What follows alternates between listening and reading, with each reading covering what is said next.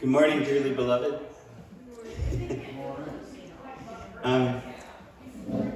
So no live music this morning, and I wanted to take advantage of the fact that we're inside because next week we're going to try to have an outdoor service in the parking lot. And that's going to be our default for the summer. We're going to try to do outdoor services because they're more accessible to people. And so we are, but we'll be ready if it's raining or if it's too hot or if it's too buggy to just quickly come inside. But we'll try to set it up as we did last summer so that most of the services are outdoors. So we'll just do simple little services out there through the summer. And then, we're thinking of starting things up again in the fall with sort of in greater, what did you say? If we're vaccinated. Yeah, that's right. You show your vaccination card as you Man, it is wonderful though that, Canada's, I assume Canada's now over 50% first vaccination. And this is a remarkable turnout really. And so I think we are going to start to feel a little safer as time goes on. Hi guys, come on in.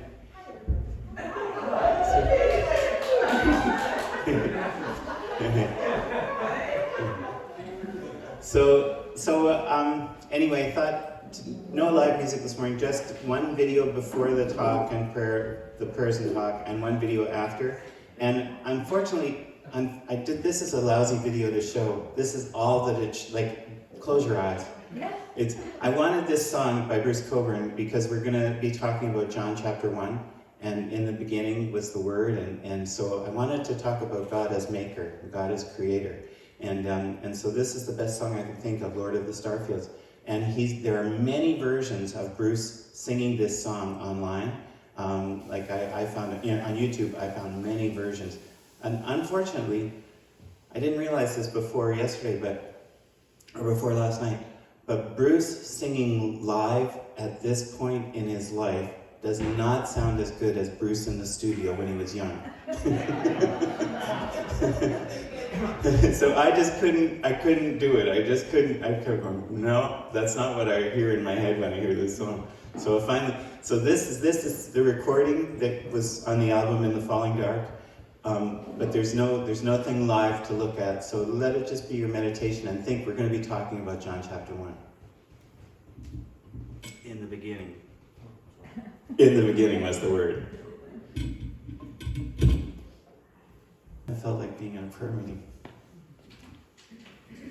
It's been a long time since thank you everyone for entering in like that. That was good that we had that. Yeah, it's good. Yeah. Lord, you heard that you prayed for Eric and Brian prayed for you. Yeah. Thank you, Brian. Yeah. So last week I started something interesting and I called it a big question. And if you want to really understand today's talk, you might have to go back and listen to last week's talk. And what I was doing was sharing ideas that had come from my work at the university this last term. And I began by talking about Elaine Pagels, whom I feel that I've come to love a little bit. I always had heard of her as somebody who was an out there scholar, a Christian or scholar. She's taught at Princeton for a generation.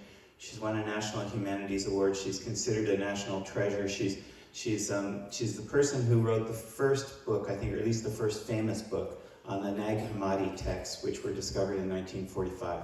So in 1945 in Egypt, these texts were found in a 6-foot cylinder, more than 50 books, and they'd been there since the 4th century, near a monastery. And so in 367, there's an Easter letter from Bishop Athanasius, and he lists for the very first time the official canon of the New Testament. He lists all the letters that are in the New Testament. And, there've been quite a bit of disagreement in different parts of the Eastern Empire and the Western Empire about which book should be in the New Testament. There was consensus from about the year 160. But after that, some groups thought that the book of Revelation should be included, some groups thought not. Some thought the book of Hebrews should be included, some not. Same with James, some of the New Testament letters. So the consensus was understood since about 160, but there was never a formal or official list until 367, when Athanasius in his Easter letter sends it around, and he says, these are the books, and then he says, destroy everything else.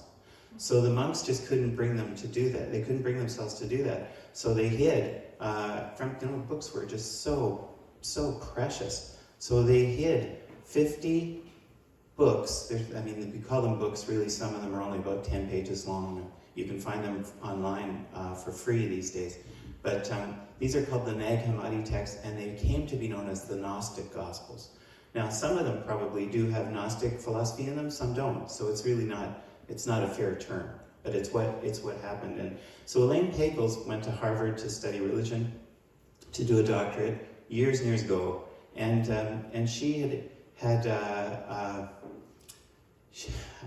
told you last week, they told her the first time that she applied, if someone with your qualifications, she had a master's in classics from Stanford, if someone with your qualifications had applied, we would normally accept them, but you're a woman, and we've only had one woman in this PhD program before, and she didn't finish, so we're not crazy about accepting you, but if you still want to come next year, dear, we'll let you. So, it's just so condescending and demeaning. It's unbelievable. And she writes about all of these things, her life story, in a book that she wrote in 2018 called Why Religion, which is a beautiful book because she's a very interesting human being, a great scholar, and she's somebody who just, didn't expect that she would love these texts when she heard about them, because she'd read the Church Fathers, and the Church Fathers had great disdain for the books that weren't in the New Testament. So she assumed that she wouldn't like them, but she found that there were ideas in there. A lot of the ideas in the Gospel of Thomas, for instance, in which she's an expert, a lot of the ideas are about exactly the same, like about one half of the Gospel of Thomas is the same as you would find in our regular Gospels. But there's about another half of it which says things which are quite interesting. And some of them are hard to figure out, and you think, I just don't get it. But other parts, she can see a tendency that she loves. So she fell in love with this tendency, and I explained all this last week, but I've been trying to think, is she right that the Gospel of John, which is the clearest Gospel speaking about the divinity of Christ, she believes that it was written to counteract the Gospel of Thomas. She thinks that they're very, very closely connected, except that one is trying to say the only way to God is through Jesus, the divine light who's been given, and the other is trying to say, no, Jesus is telling all of us how to flow with God the way that he does. So this is the great question. Is Thomas's gospel, which seems to be implying that the way to be saved is to allow the image of God that's been put in each person to gradually get cleaned up and flow out so that we can become participants with God in the world? Is Jesus a Jewish teacher teaching everybody how to do that and full of the Holy Spirit to such an extent probably that we've never seen before? Is Jesus that, or is Jesus like God who has always been in heaven and now has descended to the earth? And so the way that you think about this will actually affect the way that you live your life. So, it's really an important, so what she says in the beginning of this one, this is a book that she wrote in 2003 called Beyond Belief, The Secret Gospel of Thomas. And she includes the Gospel of Thomas as an appendix at the back, just 10 pages. But she says, what is it about Christian tradition that we love, and what is it that we cannot love?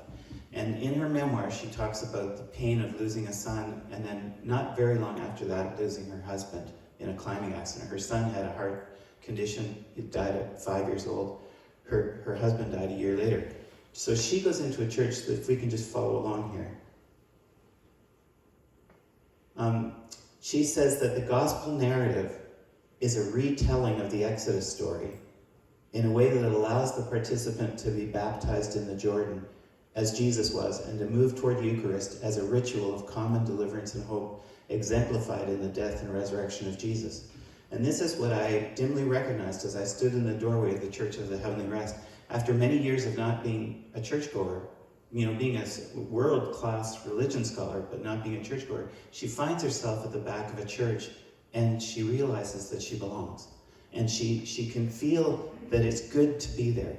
And she said, so what is happening that I want to be here? after all of the pain that I've experienced, and she said it's because every time we come, we get to participate in the ritual. We get to participate in the drama. And the drama includes all of the emotions. And she says, yeah, the drama being played out there spoke to my condition, as it has to that of millions of people throughout the ages, because it simultaneously acknowledges the reality of fear, grief, and death, while paradoxically nurturing hope. I love the way that she said this. So then on a little bit further.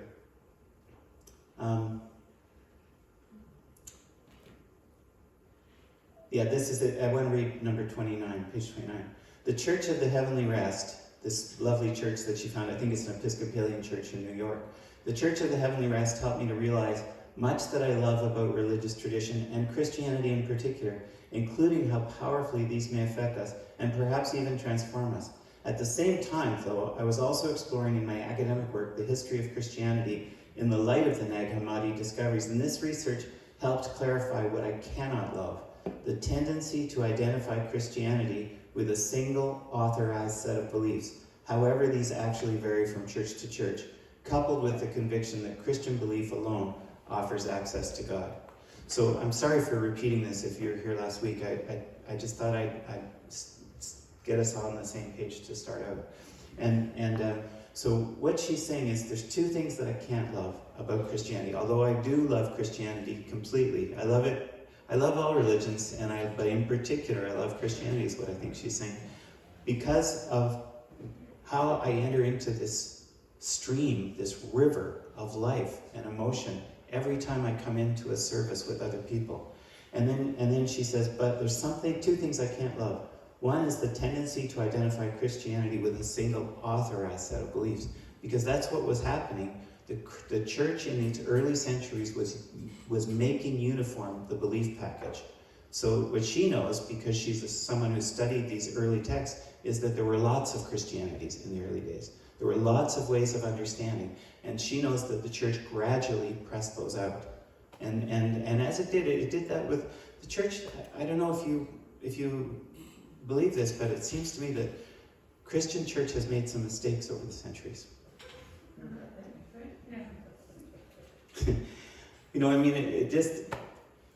It's really true. The Christian church was not capable of keeping the pristine vision of Jesus and the first followers, and they defaulted very quickly.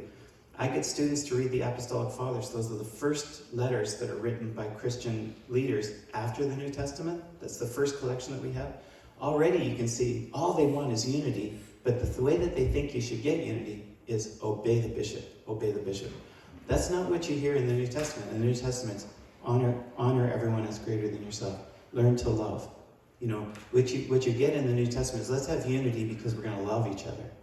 In the Apostolic Fathers, just like the next 50 and 60 years after the New Testament letters, we have to have unity, we have to have unity. We'll get there if everybody just obeys the hierarchy.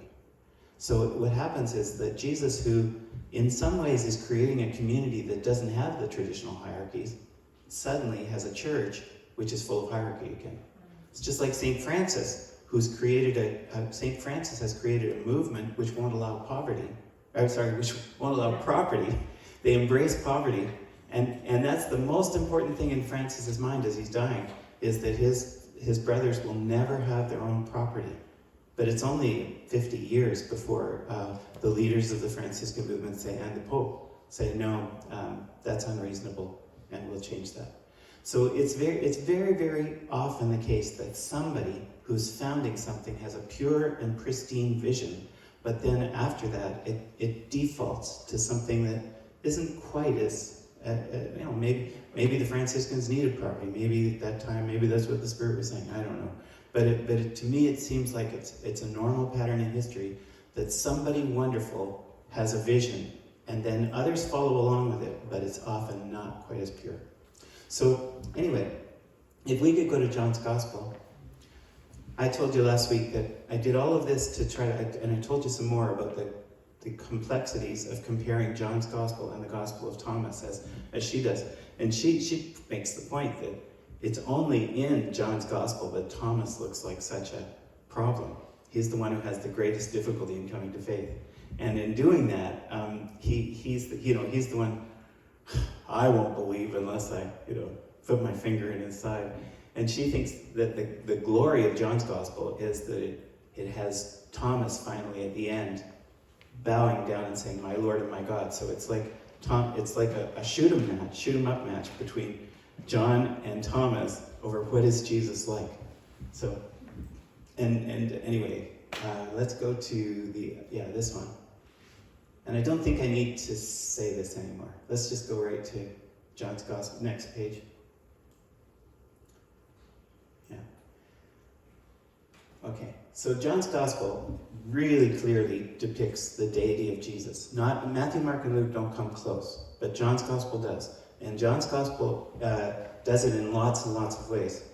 Miracles are described as signs rather than as acts of power. Like in Matthew, Mark, and Luke, a miracle is a dunamis, which is the word that it means an act of power.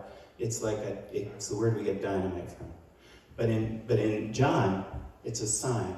And the miracles go along with the I am sayings. And I am, of course, is a tremendously charged saying. It comes from Exodus chapter 3. Who is sending me? It's Moses, tell them I am that I am. So this is the great saying, I am. And Jesus uses it in John's gospel. I am the light of the world. I am the bread that comes down from heaven. I'm the resurrection and the life. There are 7 of these sayings. And in these sayings, they all tend to correspond to something that's going on in the story. I'm the true bread that comes down out of heaven as he feeds 5,000. I am the light of the world as he gives sight to a blind man. I am the resurrection and the life in the story of Lazarus. So this is incredible. You can see that John's gospel, in fact, John even tells us that.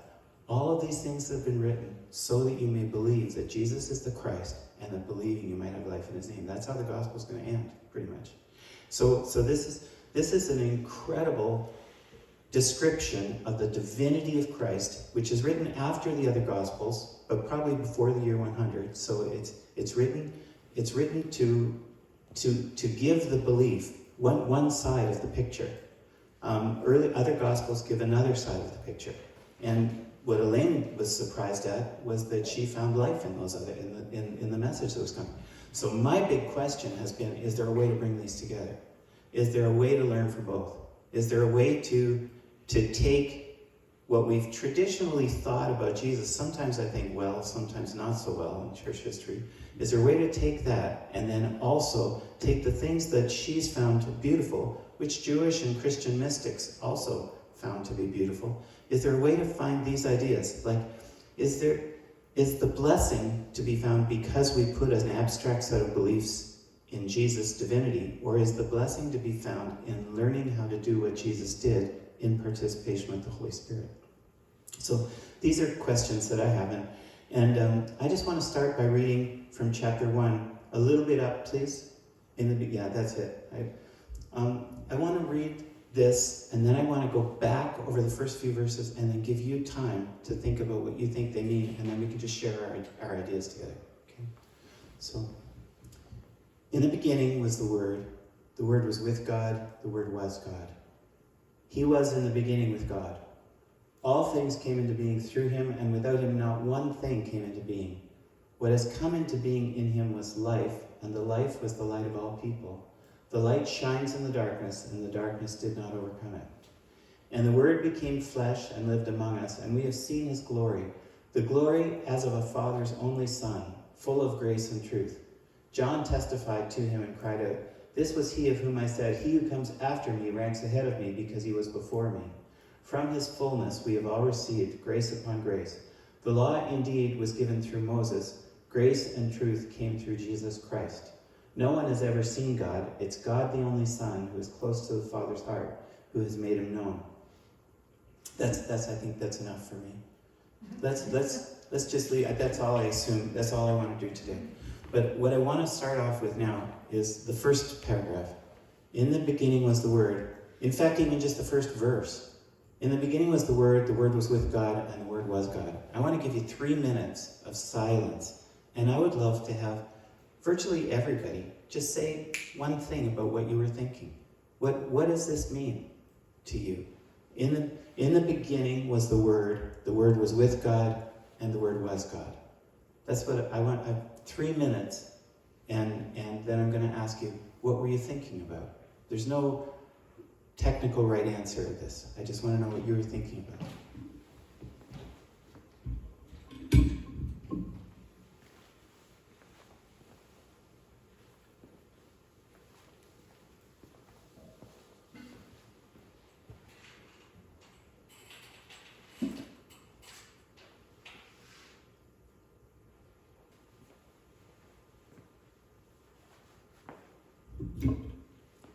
What were you thinking about?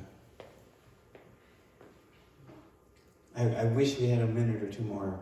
I was just starting to have the most creative idea, and then I went, oh no, it's been 3 minutes. But you were in charge.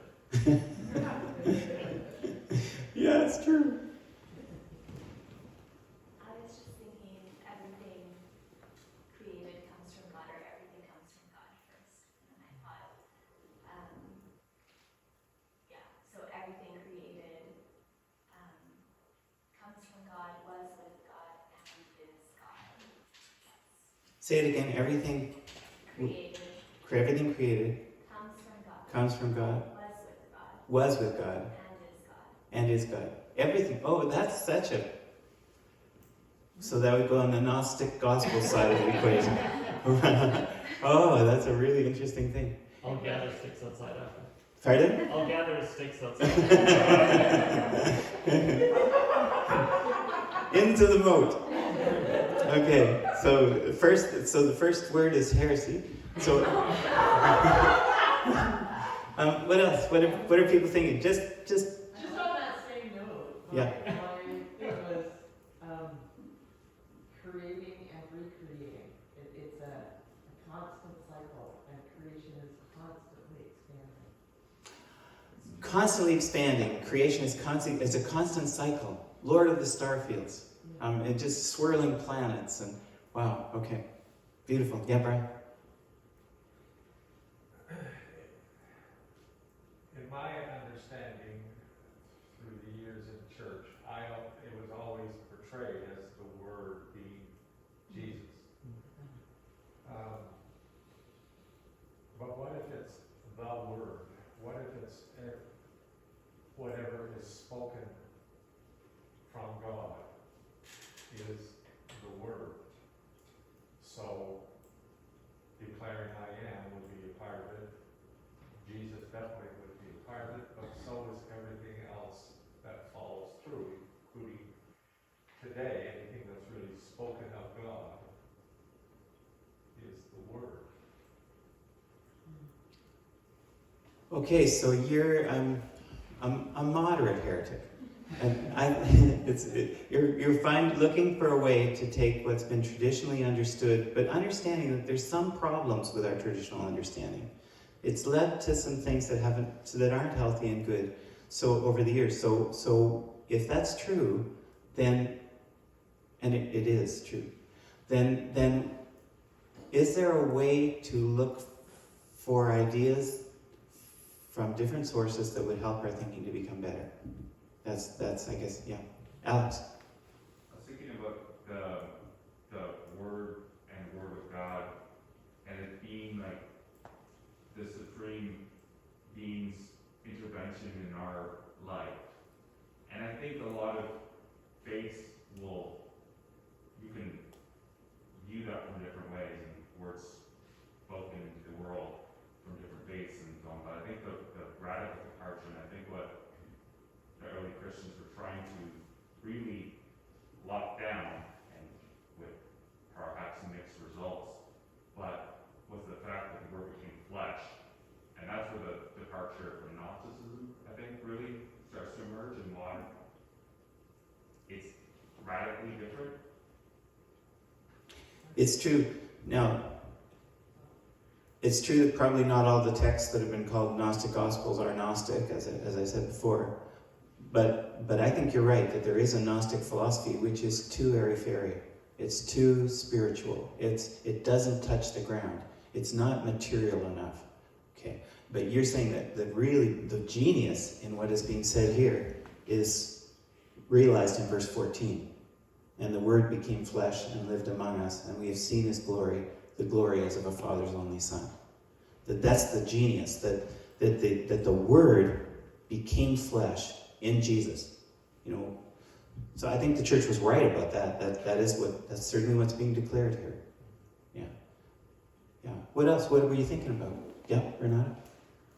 I guess my thought ultimately boils down to what God is and what God does are one and the same.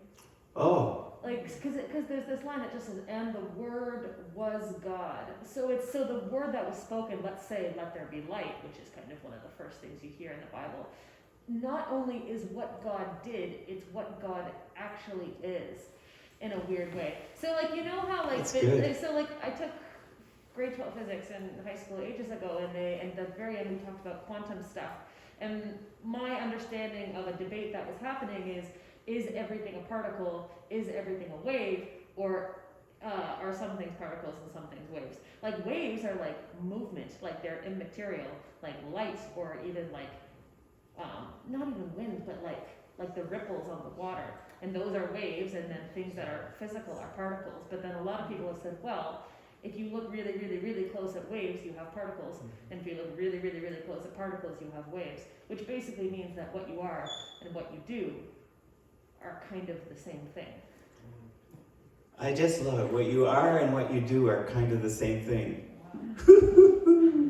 I like it. It's really good. And what was the first line that you used in describing God? What God is and what God does are the same. Are one and the same. One and the same. God is light. God is love. God is. And God does light. And God does love. God does light. God does love. Okay. Yep. Well. I was thinking that God and meaning are inseparable, and that everything that's meaningful is pervaded by God. It's filled with God. Okay. God and meaning are inseparable, and everything that has meaning is pervaded by God. Wonderful. Because the whole idea of word is communication, isn't it? And more than communication, it's relationship. You speak in order to connect, right? Mark, I think you were going to say something. Is that right? Okay, I'll say it. Please. I wasn't even looking at you for that. But anyway, I was thinking about like the word being like in your mouth. You know, like it's right there. It's not spoken yet. It's kind of an unformed word, right? Yeah. And then it comes out and it becomes a word. Yeah. But it is a word before it's spoken in the mind of the person that is thinking it, right? Yes. So it is a word, it's just not spoken yet. So I was just kind of thinking and playing around with that in my mind. And then I started thinking about how today is the Feast of Pentecost. Yeah. And it's the birthday of the church. It's the birthday of the Holy Spirit coming and filling the church, which is all about tongues and words coming and being spoken in everybody's language. Yeah. You know, like it's for all of humanity. Yeah. This good news. This good news. So this is what I was thinking too, that about all the languages. The word, it's a seminal word is spoken, but there are tonal languages. There's almost an infinite number of languages that have been on this planet, and the word is spoken and somehow reverberates in and through all of them. Yeah. But I love what you said. The word, even before it's spoken, is a word. But then when it's spoken, it has a dimension of reality beyond what it had before. And, you know, nothing ever becomes realized unless it's imagined. And then somebody has to walk into the imagination to create it. Right?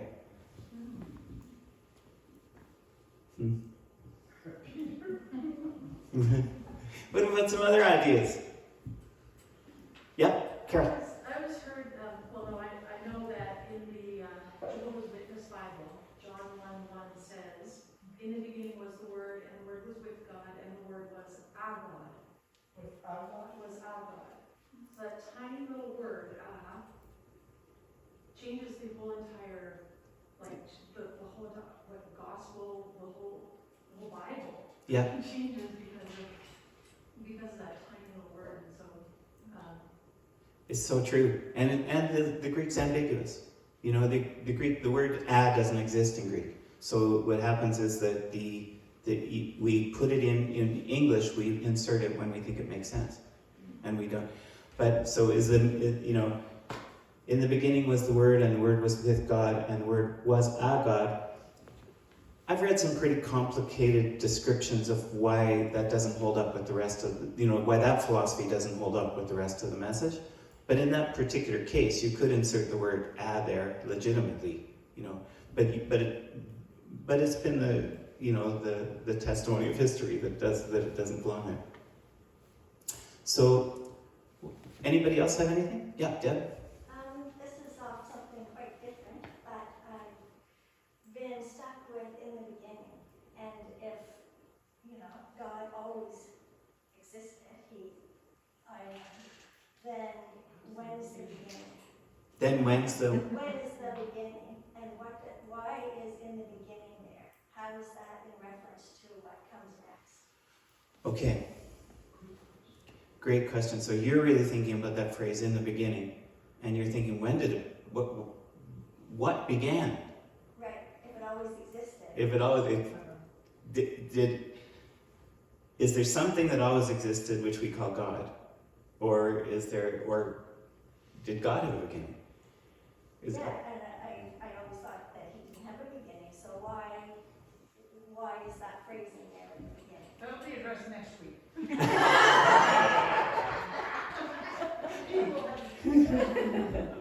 Anybody else have anything to say?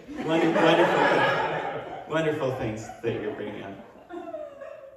Look, meaning, relationship, language, imagination. In the beginning is how the whole Bible begins, right? In Genesis chapter 1. In Hebrew, it's technically by way of beginning. That's how Genesis 1:1 begins. And here we've got a repeat, in the beginning. Seems like whoever wrote this is absolutely trying to connect this to Genesis 1. And God's Spirit moving over the waters and brooding over the waters. The earth is unformed and unfilled. And there is there's a definite connection to the power of God's word. As God speaks, creation happens. So there's a touching of all of that in the beginning, in that phrase. There's a beginning of us, of creation, not the beginning of God. There's a point of beginning for that's how we would probably see that God exists, but then there's a beginning for us. Okay, good, okay. More? Or anything more? What are you thinking? Yeah, Alex? I think it's just a thought that I've thought about for a long time, but it was like, why, anyway, I'm switching over to became flesh part, so maybe I need to focus back on this, but why then, in beginning with the word, and then it was like, that time in history became flesh.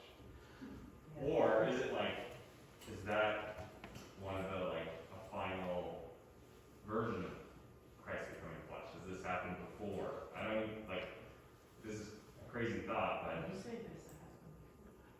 Yeah, we need a bigger fire. Is this a conversation we want to have with the thunderstorm coming? But at another place in St. Paul's writings, it's going to say, in the fullness of time. In other words, at the perfect time.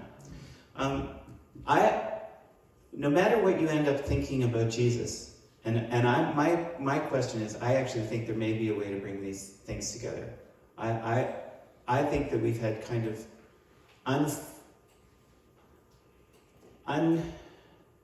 incomplete thoughts. And it's very hard for us because we're finite creatures and we don't understand God, God is beyond our understanding. But I think we've dogmatically told everybody what God was like sometimes, and then we've created very, very great problems. You're in, you're out, because you don't believe the right thing. So I'm not content with that. I'm not okay with that. But I think that we're talking about the most priceless reality that's ever come on the planet, and I think that there may be a way to bring them together. Well, I know many scholars don't agree with this, but I think that the whole Old Testament is like a getting ready for Jesus to come. This is what I've always believed. Many scholars don't believe it because they say, well, it's too easy for what was written later to be put into conformity with what was written before. But I know that some of it is done so subtly and so beautifully. It has a kind of a foreshadowing that my belief is that the entire history of the Old Testament is like getting ready for Jesus to come. Now, what is Jesus is a very great question. Is Jesus, because sometimes in our head it's almost like we've got like little three gods that live up there who've been in community for forever, and they just, or is it different than that? Is it more like there is God, the source of life, who flows beautifully through Jesus, who flows beautifully through the Holy Spirit, who flows beautifully through us? I think this is a different way to think of it. Like, you know, like, are you thinking 1, 2, 3, we're all together? Or are you thinking, like, remember those little swords we used to get for our kids, the little plastic ones, and you go like this, and they would go out in 3 segments, the first segment, and then the second segment, and the third segment? Is God like that? If so, the real thing that's important is the 1, not the 3. The thing that's important is the flow. And so, what if Jesus is just a question of mine? I got it from N.T. Wright, but what if Jesus is the perfect human who's promised, who's willing to be in complete submission to Spirit, so that what is eternal in him is the flow of God? So that, as N.T. Wright says, so that if you look at him, you could say, Jesus of Nazareth did that, or you could say, God did that, and both would be true. There's no distinction, because God, the eternal flow of God is so complete in him that everything he does is in service to the Father for other people. So he is completely given over to submission to the Spirit. So when you look at Jesus, you could say, oh, he's a human. But when you look at Jesus, you could say, oh, this is God. See, this actually makes sense to me. And I think this kind of thinking could actually flow very beautifully with the kinds of things that Elaine Pagels and later mystics like Meister Eckhart or Thomas Merton and people that I've loved, I think that their thinking about the image of God gradually coming out of all of us is what is going to learn. It's how we learn to participate with Spirit. That's what I think is the most important thing. So, anyway, I got one last thing for you to consider, but I'll do it more next week. What should the relationship be between matter and spirit? It sounds pretty abstract, but it's a really important question. What does God want from us? What should the relationship be between matter and spirit? Because behind all of these 2 brilliant passages, it sure seems to me that's the question. It's the marriage of word and flesh, the marriage of matter and spirit. And through the years, some people have said the way to please God is to find a monastery on top of a mountain, and I'm going to spend all of my time pursuing Spirit. And other people, well, usually that's not exactly true. People would also have garden jobs and would make things. But there's been the main focus of my life will be to pursue Spirit. But others have said, no, the main focus of my life should be to deal with this material world. I'm living in a material world, and I'm a material Girl.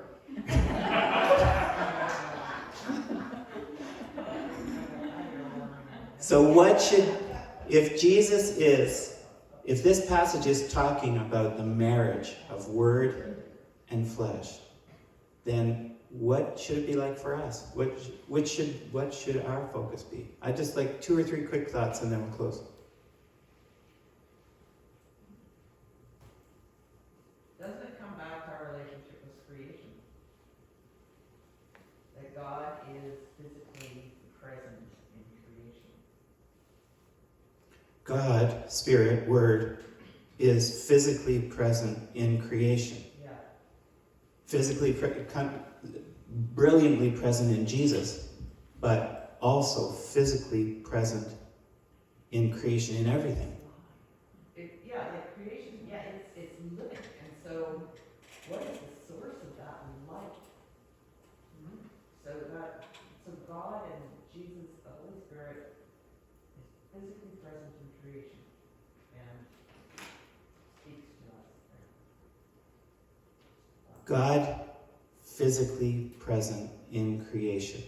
Therefore, how should we live? Yep. I don't think the end game looks like a complete understanding of how it works, how that mystery manifests itself. But there is, I think, a degree to which we can be aware of it as much as we can as physical beings. It's almost like, I don't know, if you're like in a dark room and you hear a sound somewhere and you don't know exactly where the sound is, but you have an idea and you can sort of move toward it and you just kind of sync your head with where that sound is coming from and make as much progress as you can before you die or whatever. Sorry for laughing at that last part. It just sounded a little fatalistic. Yeah. Just make as much progress as you can before you die, but or whatever. So I love what you're saying. Like a sound in a dark room, we don't have complete understanding, and we probably are going to have to live with the fact that we don't. But we can aim towards the thing that we believe is best. And I guess what we're doing here is looking at each other and saying, "Do you hear that? Like, where do you think it's coming from?" Do you hear that? Yeah.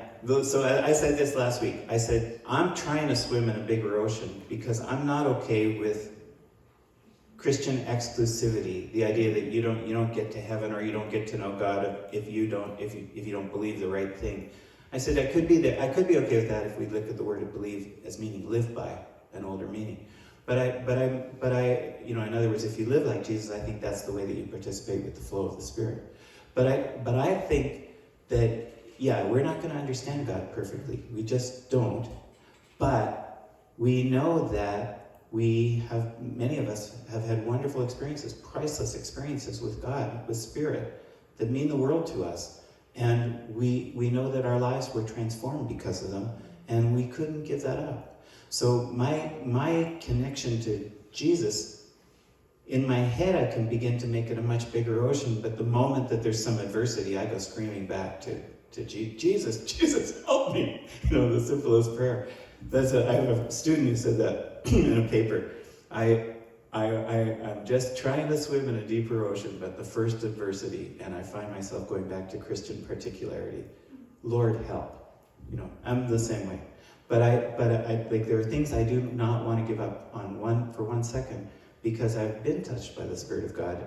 But I also know that there's some things that I can't live with, just like Elaine says. So I'm trying to figure out how to do both, and living in the question.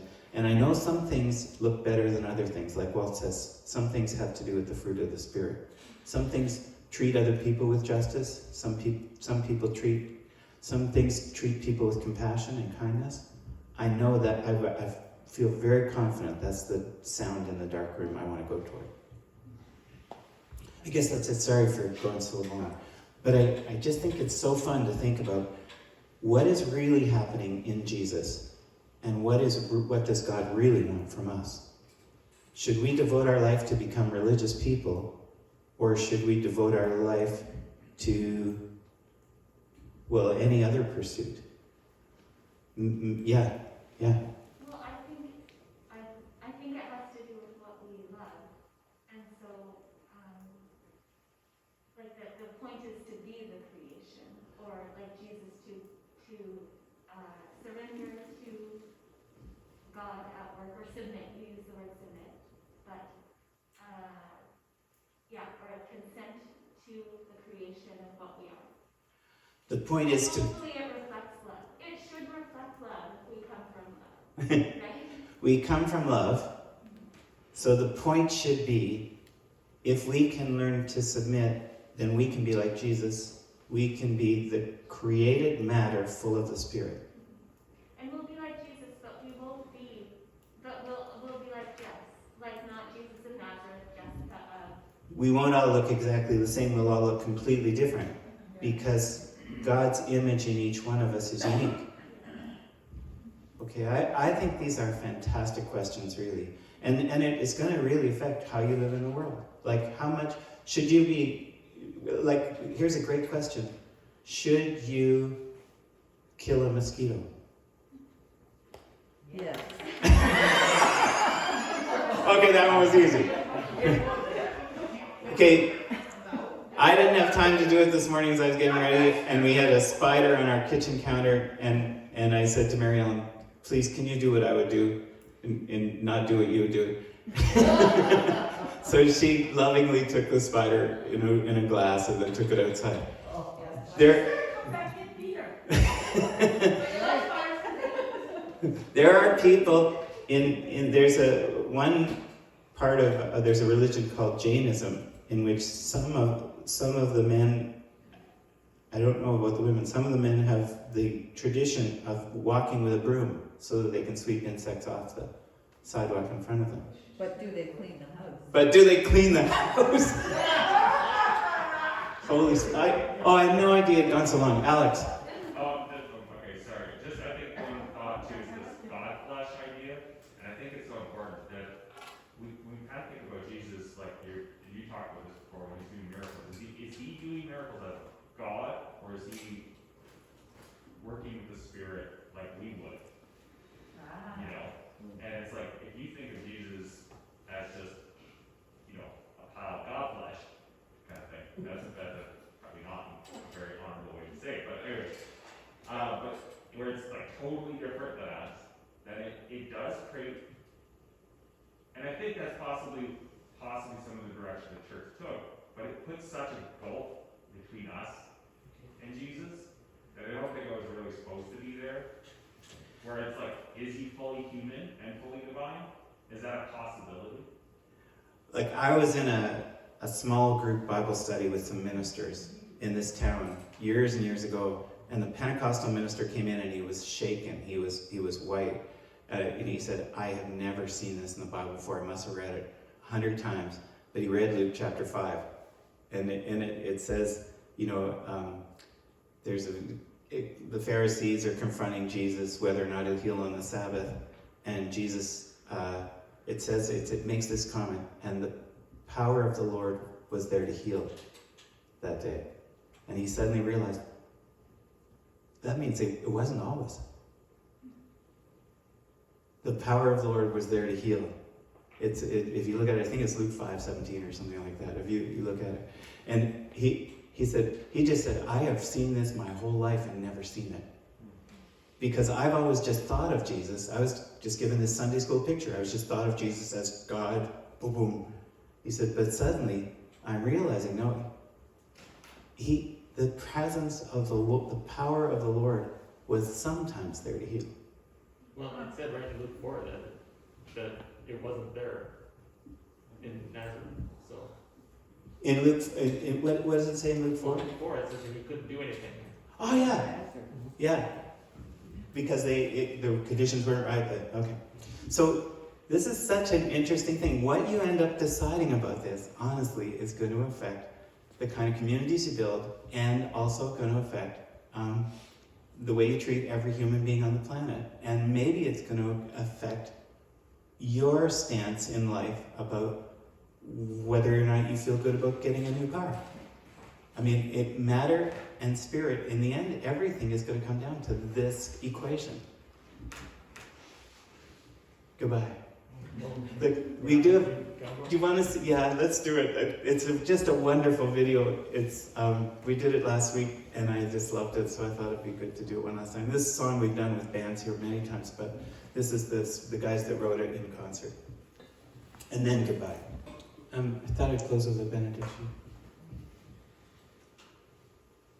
I'm just going to make it up. It is Pentecost Sunday, and what we talk about in John's Gospel in chapter 1 is the meaning and the fire and the imagination and the word. All of it became complete in Jesus. And Jesus walked the earth doing good, helping people out of ditches, loving people, being kind, receiving them, treating them with dignity, with justice, with compassion, with beauty. I invite you, Lord, to fill our hearts. The image of God gets lost sometimes.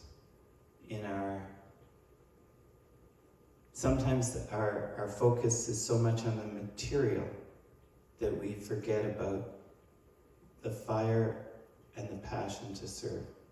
Sometimes our focus is so much on the spiritual that we get lost and we really aren't doing very much good to anyone else on the earth. How do we find the marriage between these things in such a way that we are receiving the Spirit, tongues of fire, igniting our hearts to be your hands and feet in this world? Please help us to learn how to do this better. And may it be so. Amen.